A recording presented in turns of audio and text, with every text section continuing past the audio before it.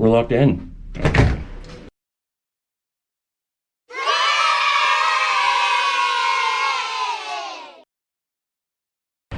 Hey creepy crawlers, it is I, Bear, your sober bipolar explorer. Today on this adventure we're in Los Angeles, California and visiting the hotel room that Janis Joplin died in. And once again I'm joined with Rob Hernandez. Hello. And his son, Ian. All right, let's go. All right, let's go.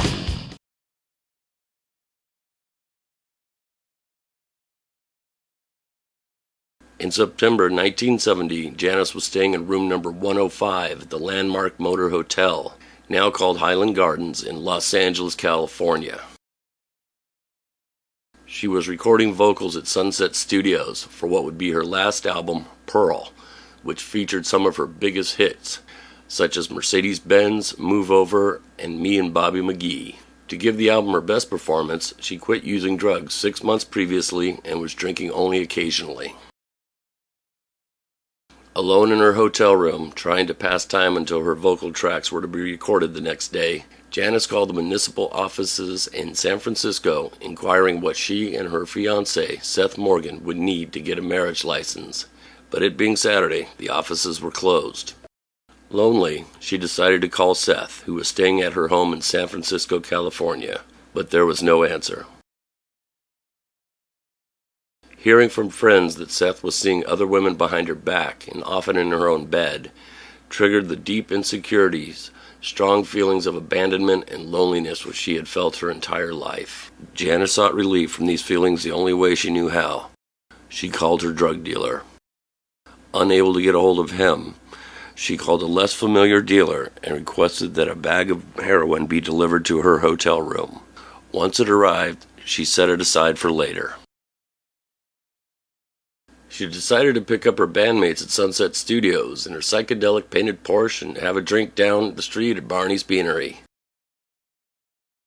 Janis was in a great mood about the new album's progress. She had one vodka and orange juice cocktail. At close to 1 a.m., she headed back to her hotel room, alone. Janis wanted to be well rested to record her vocals for the new album's last track, Mercedes-Benz. Once in her room, Janis prepared and injected the heroin she had been delivered earlier. Before the drug took hold, she walked to the front desk and got change for the cigarette machine.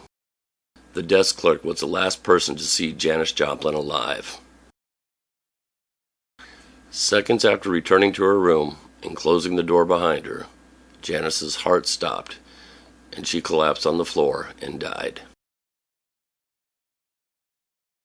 18 hours later, on the morning of October 4th, 1970, Janis's road manager, John Cook, found her body, lying on the floor between her bed and the wall. It was later discovered that the batch of heroin she injected may have been close to 80% pure.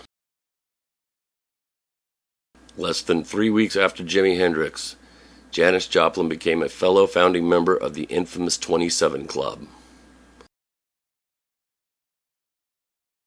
Ironically, at the end of the last song she ever recorded, the a cappella hit Mercedes-Benz, Janis says, "That's it," and gives a laugh.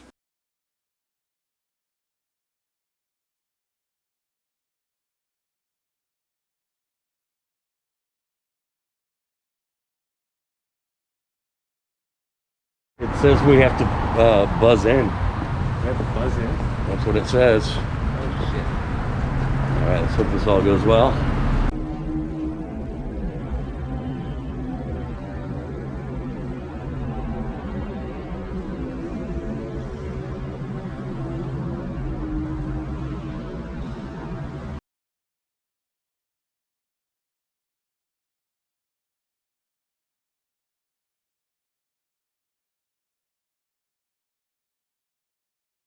Alright, so we're headed to room 105, the room that legendary singer Janis Joplin died in.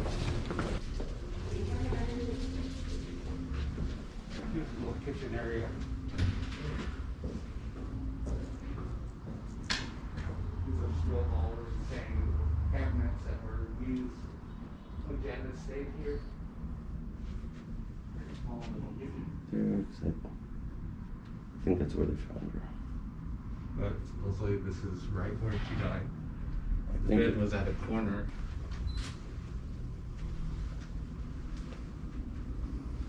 And here's the this closet.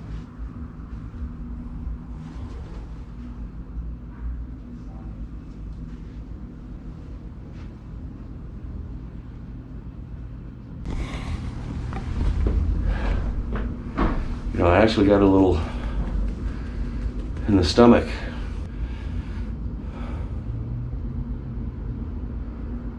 It's kind of an anxiety, I don't know. Let's see if there's any food Janis left. I guess not. Not sure. This is probably a little balcony. Maybe the door's behind the curtain there, but maybe Janis stood out there on the balcony with her Southern Comfort and her cigarette. You know, maybe at night you just watch things go by. People have traveled from all over the world to come here, and they've left their messages in a little shrine that's in the closet. I'll show you that now.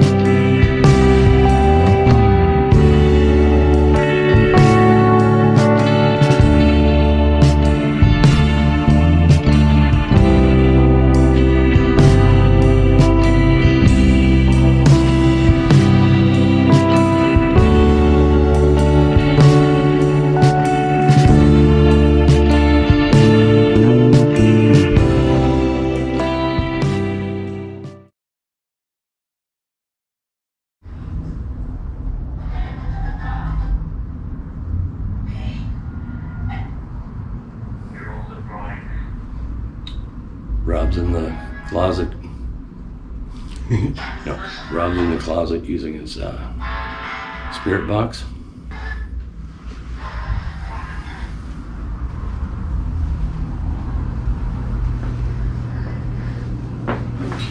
See if anybody snuck some messages in the cupboards, maybe.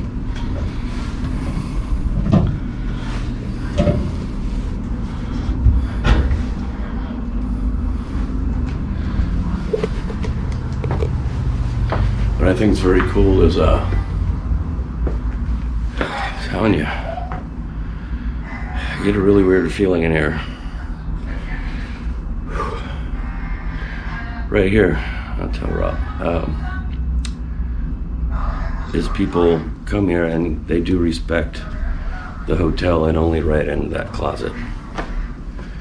I'm gonna talk to Rob about the spot I was just standing in, because that's the only spot in the room where I feel that kind of anxiety.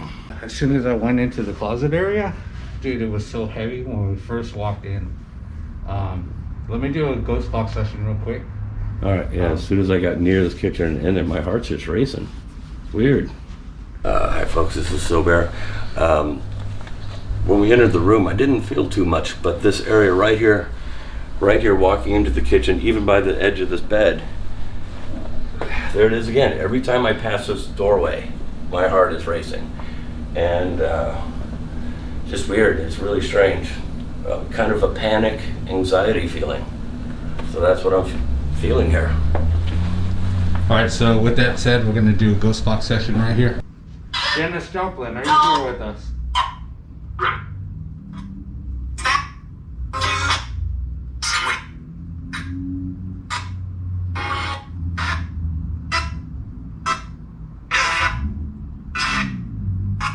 Yeah, I'm feeling really anxious right here.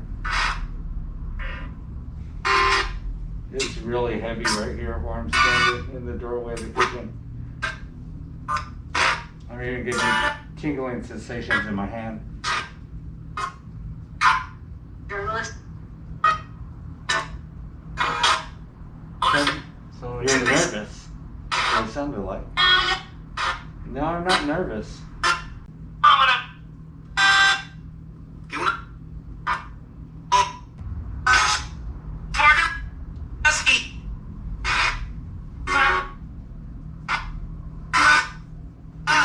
Okay, well, I'm going to end the session in 3, 2, 1.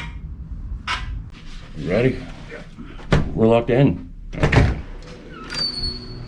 So this was room 105.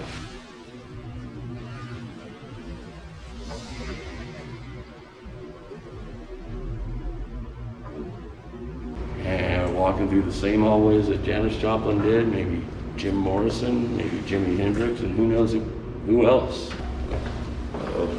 Some weird yelling going on out here.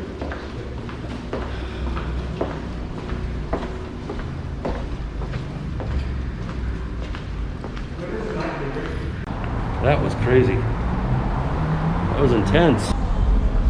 There was definitely some energy in there. And you know me, creepy crawlers, I'm not too much into it, but I felt something there, absolutely.